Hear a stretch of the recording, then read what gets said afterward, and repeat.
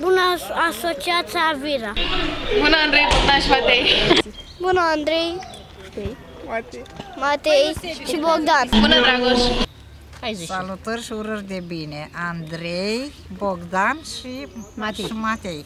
Bună Andreea. Bună Andrei, Bogdan și Matei. Gata. Ei sunt buni, da. Bună Cati. Bună Andrei, Matei și Bogdan. Bună Răzvan. Salut Bogdan, Andrei și Matei. Bună Ștefan. Pentru Bogdan, Andrei și și Matei, le urez tot binele din lume și să aibă cele mai mari succese.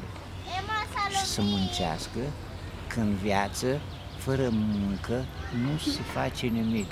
Dacă ei or să reușească, o să reușească prin munca lor.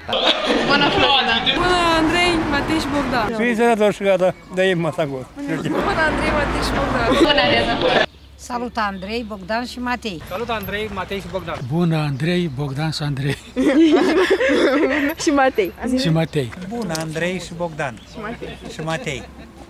Să aveți succes în viață. Bravo băieți, ați fost băieți buni, ați învățat fetele să lucreze frumos și uite acum vă mulțumesc în felul în care s-au priceput și el.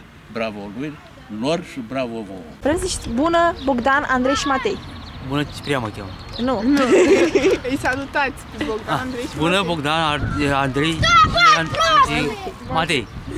Bună ziua! Bună ziua! Și faci! Noi suntem aici și la Burlat. E Burlat care se află în Vasul, care se află în Moldova. Moldova. E moldovenești. Moldovenești. Și vă salutăm pe rit moldovenesc.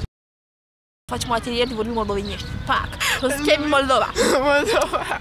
Cu Elena și Alexandru. Da, și